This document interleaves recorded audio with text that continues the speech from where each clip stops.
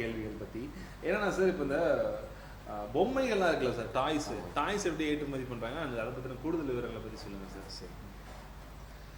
இந்தியாவில் டாய்ஸ் பொம்மைகள் சிறந்த முறையில் தயாரிக்கப்படுகின்றன.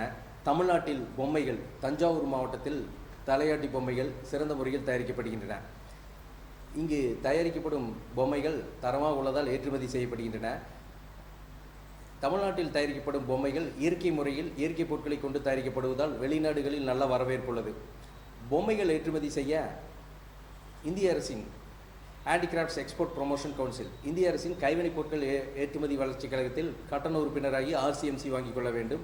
பொம்மைகள் ஏற்றுமதி செய்த பிறகு இந்திய அரசிடமிருந்து சப்சிடி ஊக்கத்தொகை கிடைக்கிறது. இந்தியாவிலிருந்து பொம்மைகள் Japan, Malaysia, Singapore, Qatar, England, France, Germany, Canada ஆகிய நாடுகளுக்கு சிறந்த முறையில் ஏற்றுமதி செய்யப்பட்டுள்ளது. வணிக ஏற்றுமதியாளர்கள் பொம்மைகள் ஏற்றுமதி செய்யலாம், நல்ல லாபம் கிடைக்கும்.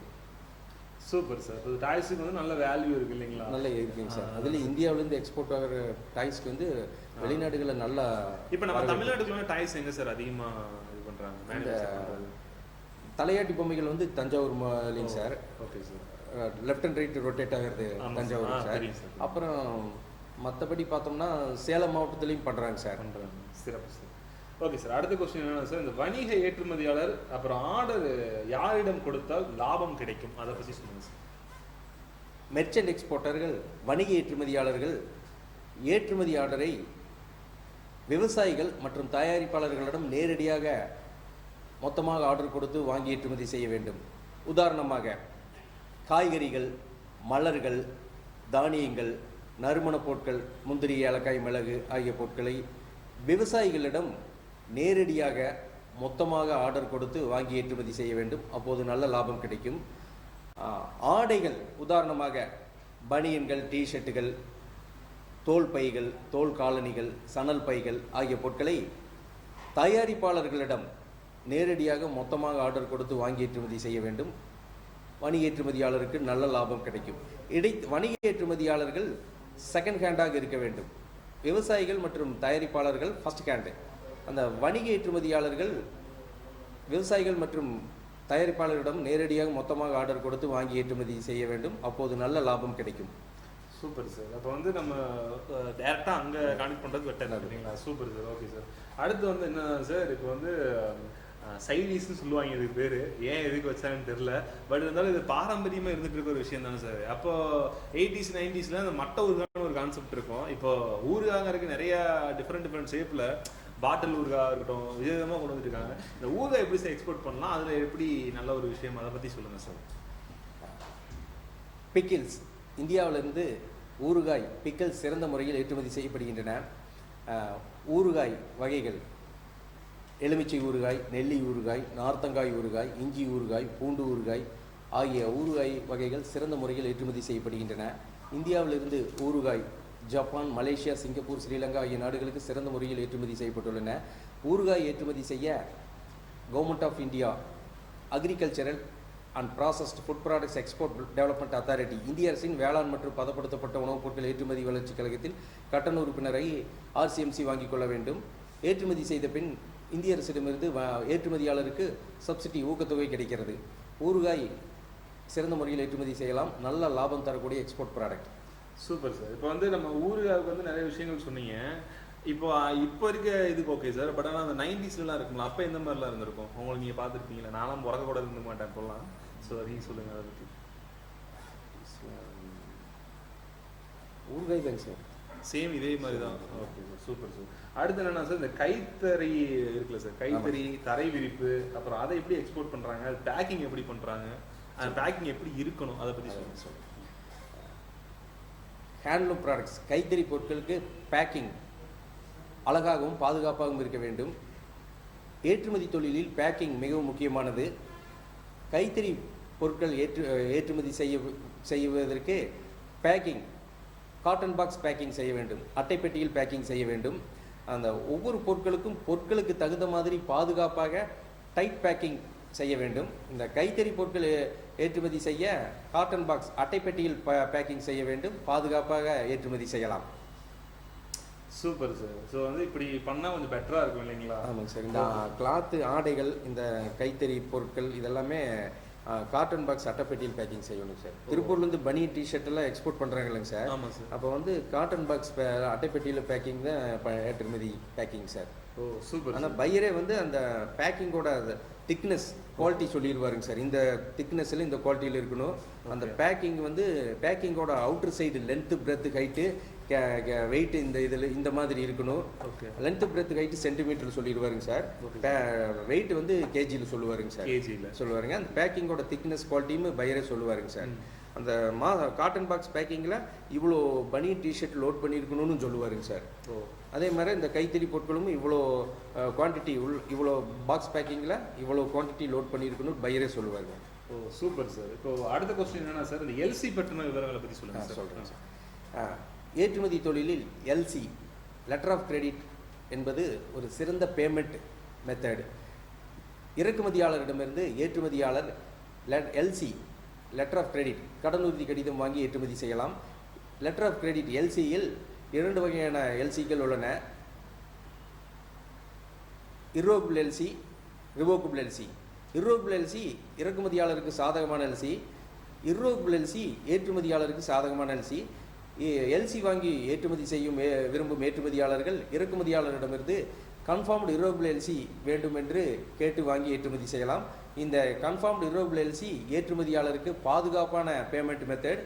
ஏற்றுமதியாளருக்கு ஏற்றுமதி ஆர்டருக்கு ஏற்றுமதி செய்த பின் இறக்குமதியாளரிடமிருந்து ஃபுல் பேமெண்ட் மொத்த பணமும் பாதுகாப்பாக ஏற்றுமதியாளருக்கு வங்கி மூலமாக கிடைக்கும். சிறப்பு சார், சிறப்பு சார், சூப்பர் சார். இப்போ இந்த எல்சி பற்றின விஷயங்கள் சொன்னீங்க சார். எல்சினா என்ன சார்? இது லெட்டர் ஆஃப் கிரெடிட் சார். கடனுறுதி கடிதம் சார். கடனுறுதி இறக்குமதியாளர் அவரோட நாட்டில் உள்ள அவரோட வங்கியிலிருந்து இந்த எல்சி ஓப்பன் செய்து ஏற்றுமதியாளரின் வங்கிக்கு அனுப்புவார் சார். அப்போ அந்த எல்சி வாங்கி கொண்டு ஏற்றுமதியாளர் ஏற்றுமதி செய்யலாம். ஏற்றுமதி செய்த பிறகு இறக்குமதியாளரிடமிருந்து பணம் வருவதற்கு இது ஒரு உறுதி கடிதம், உத்தரவாத கடிதம் சார். ஓ சூப்பர் சார், சூப்பர் சார். இப்போ அடுத்த கொஸ்டின் என்னன்னா சார், இந்த எம்ப்ராய்டிங் துணிலாம் இருக்குல்ல சார், எம்ப்ராய்டிங் துணிலாம் எப்படி ஏற்றுமதி பண்ணுறாங்க, அதை பற்றின விவரங்களை சார் சொல்லுங்கள் சார். எம்ப்ராய்டரி துணிகள் திருப்பூர் மாநகரில் சிறந்த முறையில் தயாரிக்கப்படுகின்றன. எம்ப்ராய்டரி துணிகள் ஹேண்டிகிராஃப்ட் ப்ராடக்ட். இந்தியாவிலிருந்து எம்ப்ராய்டரி துணிகள் 2024-25ஆம் ஆண்டில் Japan, Malaysia, Singapore, Sri Lanka, Germany, France, Canada, Australia, Switzerland, Netherlands ஆகிய நாடுகளுக்கு சிறந்த முறையில் ஏற்றுமதி செய்யப்பட்டுள்ளது. எம்ப்ராய்டரி துணிகள் ஏற்றுமதி செய்ய கவர்மெண்ட் ஆஃப் இந்தியாவின் ஹேண்டிகிராஃப்ட்ஸ் எக்ஸ்போர்ட் ப்ரொமோஷன் கவுன்சில், இந்திய அரசின் கைவினைப் பொருட்கள் ஏற்றுமதி வளர்ச்சி கழகத்தில் கட்டண உறுப்பினராகி RCMC வாங்கிக் கொள்ள வேண்டும். ஏற்றுமதி செய்த பின் ஏற்றுமதியாளருக்கு இந்திய அரசிடமிருந்து ஊக்கத்தொகை கிடைக்கிறது. எம்ப்ராய்டரி துணிகள் சிறந்த முறையில் ஏற்றுமதி செய்யலாம், நல்ல லாபம் கிடைக்கும். ஓ சூப்பர் சார். இப்போ இந்த தரச்சான்றிதழ்லாம் அது எப்படி சார் கொடுக்குறாங்க, அதை பற்றின விவரங்களை பற்றி சொல்லுங்கள் சார். வேளாண் மற்றும் உணவுப் பொருட்கள் ஏற்றுமதி செய்ய ஏற்றுமதியாளர்கள் குவாலிட்டி சர்டிஃபிகேட் தரச்சான்றிதழ்கள் வாங்கி ஏற்றுமதி செய்ய வேண்டும்.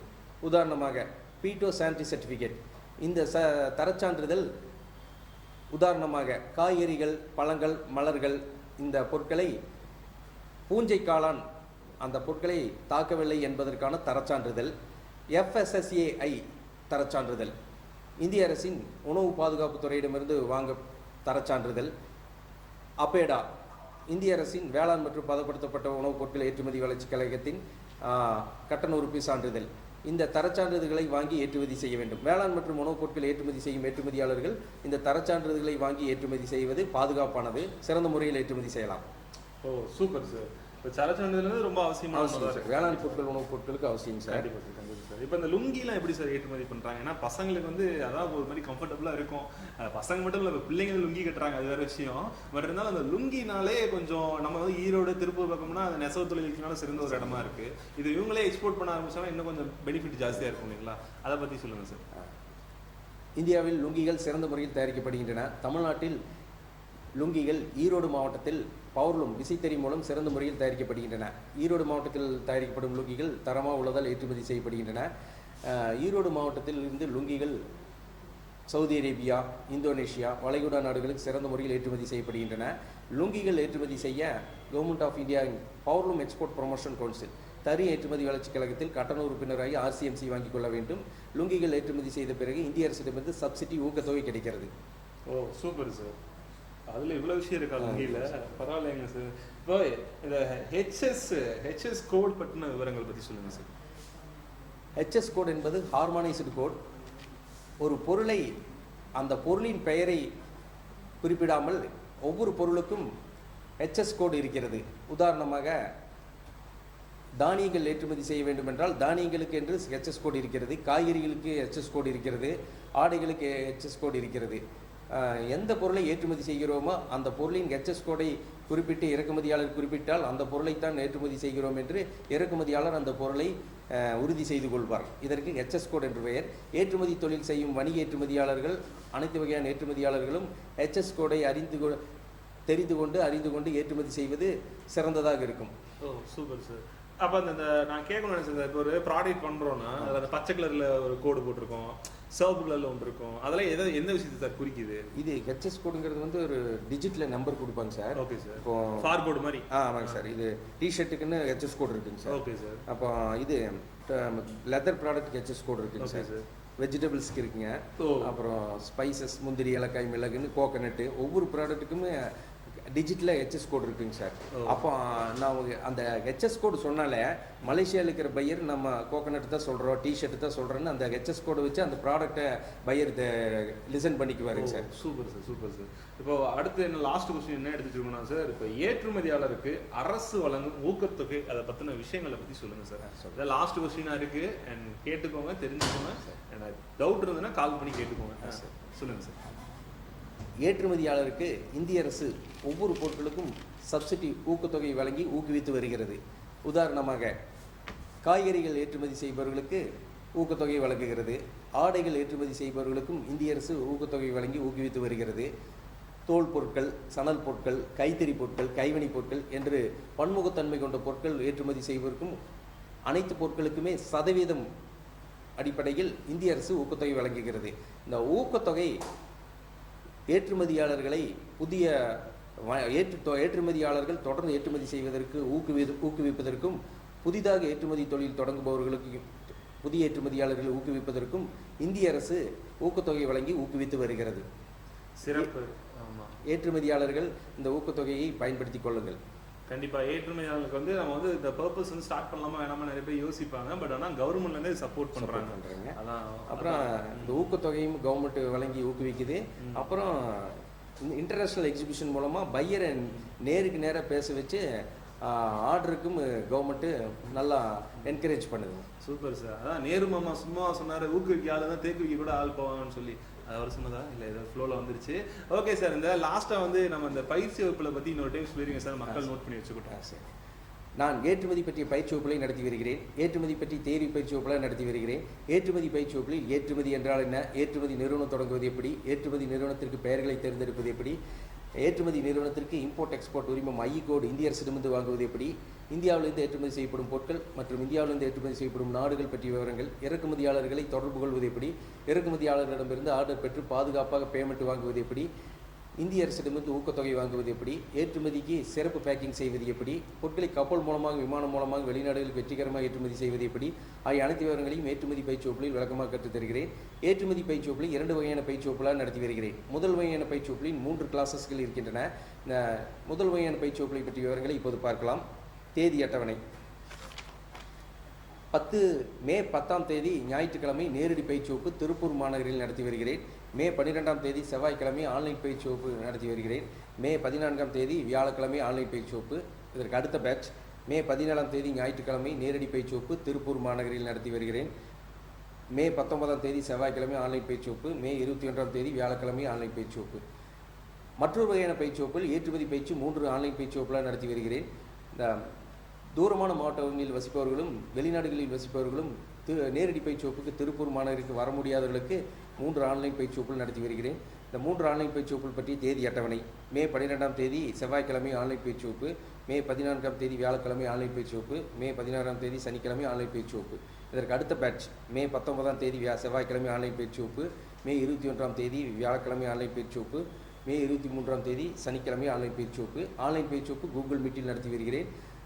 3 ஆன்லைன் பயிற்சி வகுப்பிலும் நேரடி பயிற்சி வகுப்பின் தரத்தில் தான் சிறந்த முறையில் நடத்தி வருகிறேன். சிறப்பு. சூப்பராக இன்றைக்கி நிறைய விஷயங்கள் சொன்னாங்க. நிறைய கொஸ்டின்ஸ் இருந்துச்சு, நிறைய டவுட்ஸ் இருந்துச்சு. நிறைய பேர் நிறைய விஷயம் கேட்டும் தெரிஞ்சுருப்பீங்க நம்புகிறோம். அண்ட் மறக்காமல் கால் பண்ணி கேட்டுக்கோங்க. ஏன்னா இங்கே ஸ்டார்ட் அப்புங்கிறது நிறைய பேர் நிறைய விஷயம் ஸ்டார்ட் பண்ணுற ஒரு ஐடியாவில் இருக்காங்க. ஆனால் அது எப்படி போகணும்னு தெரிய மாட்டேங்குது. அதுக்கு ஒரு வழிகாட்டியாக தான் எக்ஸ்போர்ட் விஷயங்களை பற்றி நம்ம ரமேஷ்குமார் சார் சொல்லியிருக்காங்க. கால் பண்ணி விசிட் பண்ணி பாருங்கள். உங்களுக்கு பிடிச்சிருந்தா ஒரு கிளாஸ் ஜாயின் பண்ணி எப்படி எடுக்கிறாங்கன்னு சொல்லி கற்றுக்கோங்க. கற்றுக்கிட்டு அதை ப்ராப்பராக ஸ்டார்ட் பண்ணுங்கள். தொழிலதிபராக SSTV நேயர்கள் சார்பாக எல்லாருக்கும் சார்பாக வாழ்த்துக்களை சொல்லிட்டு நானும் அப்படியே கிளம்புறேன். இன்றைக்கி ஷோ நல்லா இருந்துச்சு சார், ரொம்ப சந்தோஷம், ஹாப்பி. அண்ட் இன்னொரு நல்ல ஒரு ஷோவில் வந்து மட்டும் அப்போ இன்னும் சூப்பராகவே நெக்ஸ்ட் வீக் பண்ணுவோம் சார். ஸோ நெக்ஸ்ட் வீக் பண்ணுற வரைக்கும் இப்போதைக்கு மட்டும் விடப்போகிற நான் உங்கள் விஜே பிளாக் கார்த்தி, நம்மளோட SSTV நேயர்கள் எல்லாருக்கும் ரமேஷ்குமார் சாரோட வாழ்த்துக்களையும் நன்றி சொல்லியிருக்காரு. SSTV நேயர்களுக்கு நன்றி, தேங்க்யூ. நான் அப்படி கிளம்புறேன். Tata bye bye. This me VJ Black Karthi. கடைசியாக ஒரு பாட்டு சூப்பரான மோட்டிவேஷனல் சாங்காக இருக்குது, அதை கேட்டு முடிச்சுட்டு நாளைக்கு ஈவினிங் வந்து ஷோ பண்ண நான் வந்துடுவேன். இன்றைக்கி அதனால் ஹாப்பியாக வச்சுக்கோங்க, நாளைக்கு அதனால செலிப்ரேஷனாக இருக்கும். Tata bye bye. This me VJ Black Karthi. இதை வச்சுலாம் சார் லாஸ்ட்டாக.